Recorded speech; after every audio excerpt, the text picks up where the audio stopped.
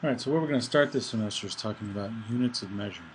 And so a couple just basic definitions walking through on this first slide here is the first thing we can talk about is a physical quantity.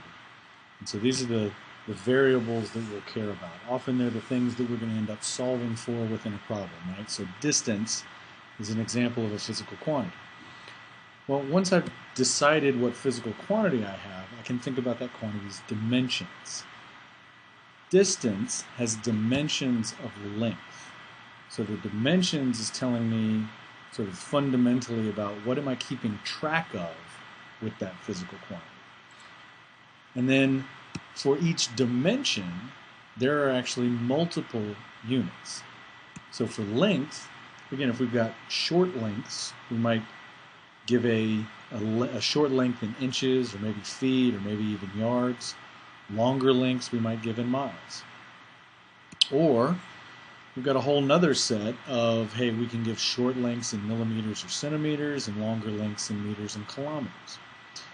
And so you notice that there are a lot of different units that all have the same dimension. So at the end of the day, a lot of times the physical quantity and the dimensions will end up being the same. Distance is sort of an example where that's a physical quantity where the dimension is something different. But often when we'll talk about most other physical quantities, such as, say, force or energy, will have dimensions of force or energy. So usually these two things are the same. Then we got a lot of choices when it comes to units. So what we want to keep, or what we care about then, is what type of unit, what system of units are we using. And again, here what you see is there are two basic systems that we're using to describe length. So the inch, feet, yard, mile, those are all imperial, US customary, British, English, all those are sort of saying the same thing. Millimeter, centimeter, meter, kilometer, these are all metric units. And so of course we're going to end up using metric units. We'll want to be able to convert from English or US units into metric units to do our calculations. Now, even within the metric system, there are still a couple of different systems of units that you could use. Those of you who've taken chemistry have probably used the CGS system a lot, where you talk about lengths in centimeters, masses in grams, and time in seconds. Another option is you can do lengths in meters, masses in kilograms, and time in seconds. This system is known as the SI, or International Standard System, and that's actually the one that we're going to use almost all the time in physics. So we're going to basically confine ourselves to working problems within SI units. Now, within the metric system, we know that we can go back and forth between metric units, and what makes the metric system so easy is that different units are basically just all, they're multiples of powers of 10. So notice that this chart, scientific notation here tells us this is 10 multiplied by itself 3 times, this is 10 multiplied by itself 6 times. So these things are all getting bigger with the positive powers. 10 to the negative 2 is another way of saying 1 divided by 10 squared. 10 to the negative 3 is 1 divided by 10 cubed, or 1 divided by 1,000. So these things are all getting smaller with the negative exponent.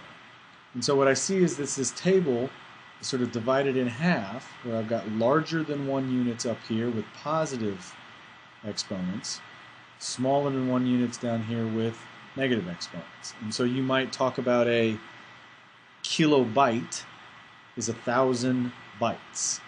Right?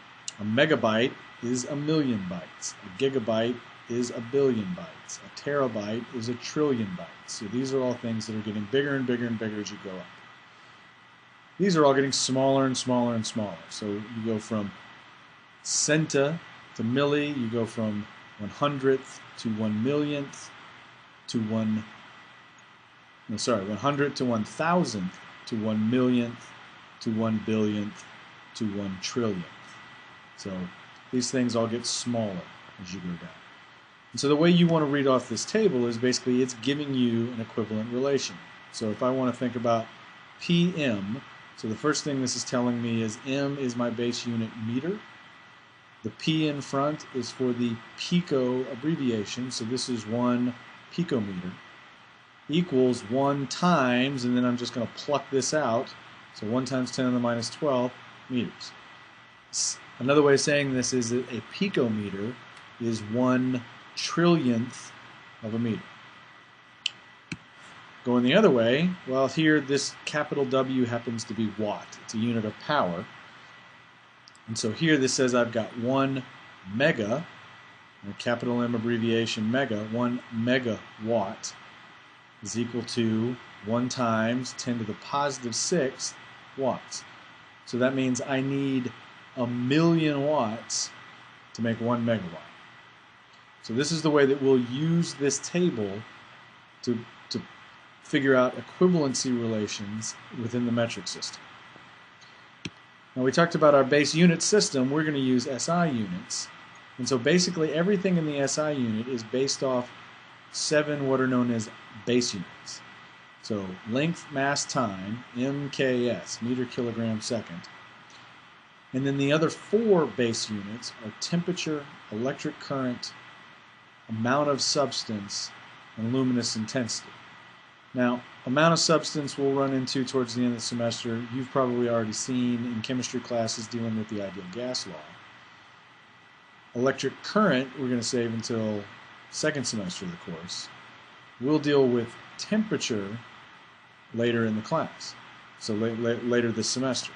So we'll see almost all of these over the 2 semesters that you're going to end up taking physics. And the nice thing about this is that we can build every other SI units for all the other physical quantities out of these 7 base units. So one of the things that we'll get good at are creating what are known as derived units. And derived units is just another way of saying what's the unit of something that's not a base unit. And the one thing that we'll take advantage of in deriving units is that units follow the rules of algebra. So if I've got one unit divided by another, they'll cancel.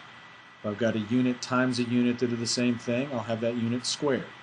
So we're going to take advantage of the rules of algebra in dealing with units, and then we're going to use equations for physical quantities to derive our new units for some new quantity. So as an example, here I've got an equation that says the area is base times height. Notationally, when I take my quantity and put it in brackets, I want to read this as the units of, or the dimensions of area are dimensions of length times, or units of length times units of length.